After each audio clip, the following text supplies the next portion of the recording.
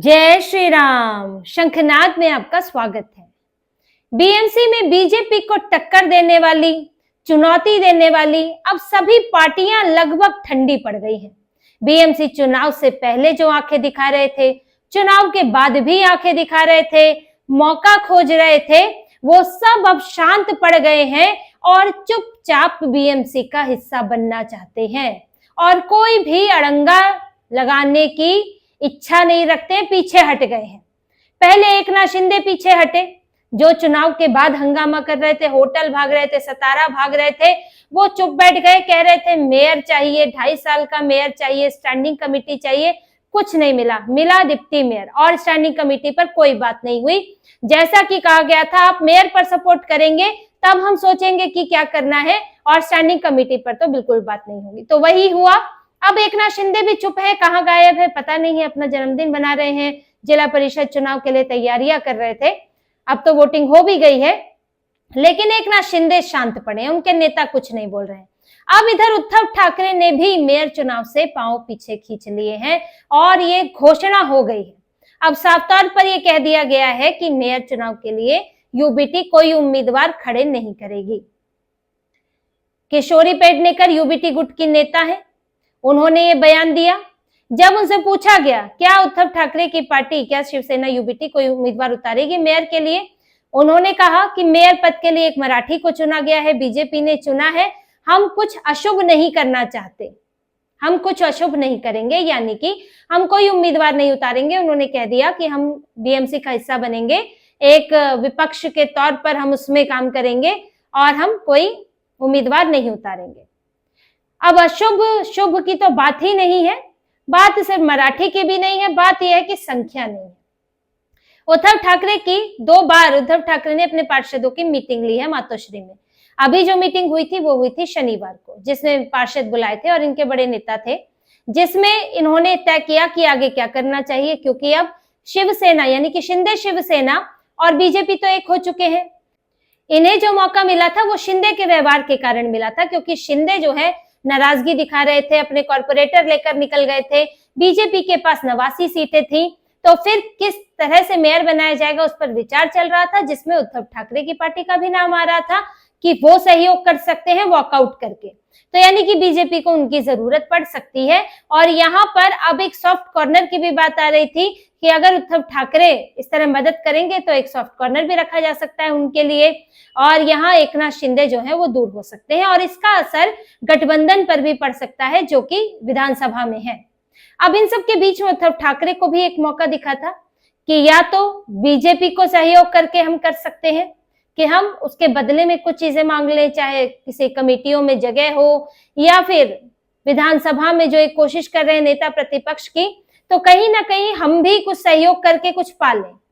दूसरी बात, अगर बीजेपी के पास नंबर नहीं है तो क्या हम नंबर जुटा सकते हैं? 65 हमारा है, 24 कांग्रेस का है और मनसे का है, असदुद्दीन ओवैसी का है। हालांकि फिर भी ये लोग पूरा आंकड़ा नहीं कर पाते हैं, उसके बाद भी सब मिला जुला के भी 106 108 तक रहता है और चाहिए 114, और उसमें भी ओवैसी का साथ लेना पड़ेगा, जो कि पैर पर कुल्हाड़ी मारने जैसा होगा। लेकिन फिर भी इनके पास बहुमत नहीं है। उद्धव ठाकरे तो संभवतः ये भी कर डालते, लेकिन ये भी नहीं है उनसे, अब इससे भी कोई फायदा नहीं है उनको।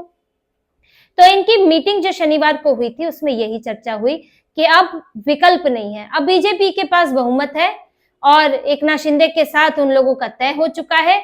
मेयर के लिए भी बहुमत है, डिप्टी मेयर के लिए भी बहुमत है। मेयर पद पर इनकी ऋतु तावड़े हैं और डिप्टी मेयर पद पर जो शिवसेना शिंदे से संजय घाड़ी है, और कोई ऐसा भी चक्कर नहीं है जो इसमें मराठी मुद्दा, फलाना मुद्दा, ढिकना मुद्दा उठा सके, वो भी नहीं है। और अगर हम अपना उम्मीदवार उतारते हैं तो हमारे पास जीतने के लिए नहीं है, तो फिर हारने के लिए उम्मीदवार उतारना ठीक नहीं है। फिर उसमें भी आपके सामने है एक महिला उम्मीदवार है, मराठी है, हिंदू है, वरिष्ठ उम्मीदवार है, वो 3 बार जीत चुकी है, बीजेपी के प्रदेश महिला मंच की उपाध्यक्ष रह चुकी है, एजुकेशन शिक्षा समिति में भी रह चुकी है, उनके उसके अध्यक्ष रह चुकी है, तो एक अच्छे अनुभव वाली उम्मीदवार है। तो ऐसे में उनके सामने उतार कर हम जो है फजीहत ही करेंगे तो कोई फायदा नहीं है। बार बार जो है लड़ते रहने से, सींग लड़ाने से कोई मतलब नहीं है, और आप किसी मजबूत से सींग लड़ाते हैं, अपने से ज्यादा मजबूत से, तो आप घायल होकर ही निकलते हैं। तो इस बार घायल होने से मतलब नहीं है, आप चुपचाप बीएमसी में रहें, सहयोग करें और उस सहयोग के बदले कभी हमारे कॉर्पोरेटर्स के संबंध अच्छे रहेंगे। अगर हम लड़ते रहेंगे, हमारे कॉर्पोरेटर को आखिरकार मेयर के पास ही जाना है काम कराने, स्टैंडिंग कमेटी की जरूरत पड़ती है, तो हम लड़ते रहेंगे तो हम काम कैसे कराएंगे। इसीलिए सहयोग बनाए रखें तो वो अच्छा है। विधानसभा में एक जगह लड़ ही रहे हैं, अब बीएमसी में भी बार बार आंखें दिखाने से कोई फायदा नहीं है।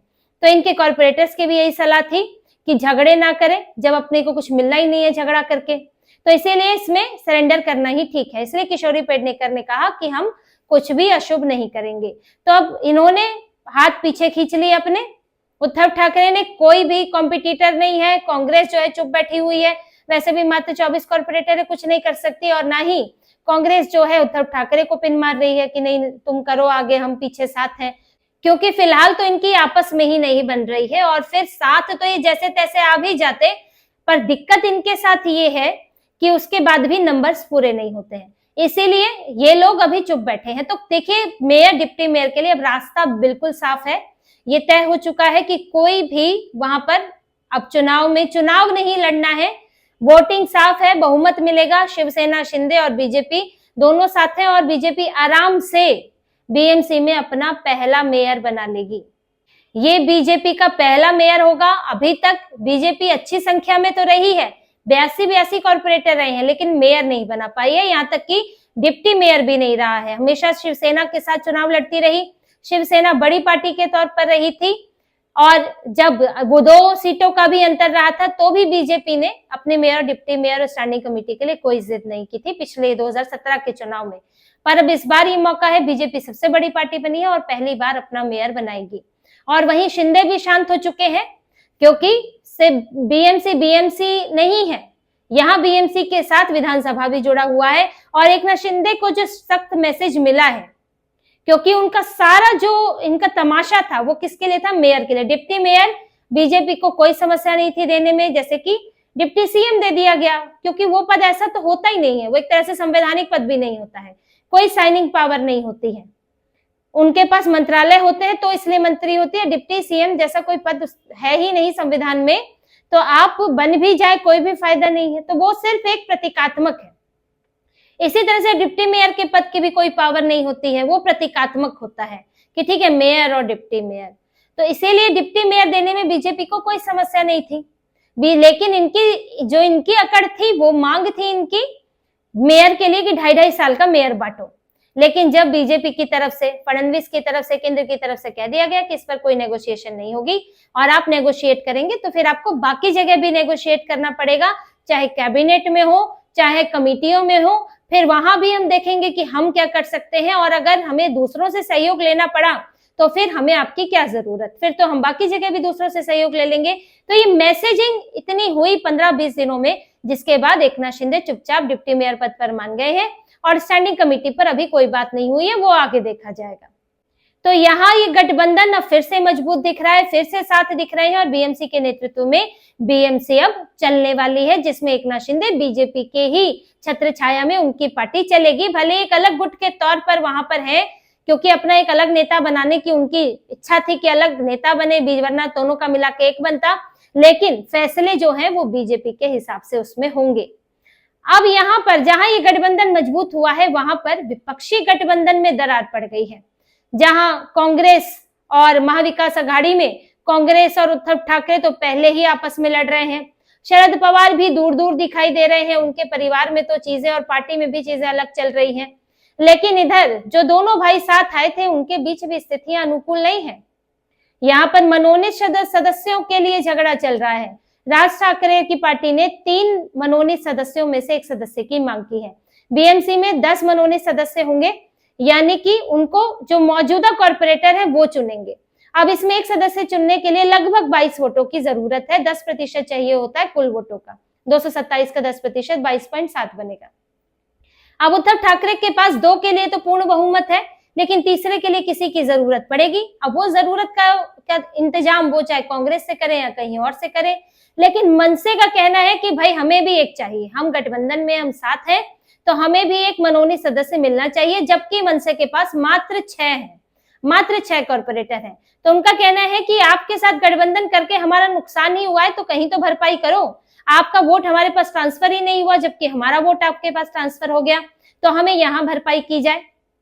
अब इसमें उद्धव ठाकरे के नेता खुश नहीं है। उनका कहना है कि भाई 6 के साथ क्यों दिया जाए, आप अगर अकेले होते तो 6 में आपको क्या मिलता, और हासिल भी आप कितने कर लेते अकेले भी लड़ते तो आपको एक मनोनीत सदस्य क्यों मिलना चाहिए, हमारी पार्टी से होना चाहिए।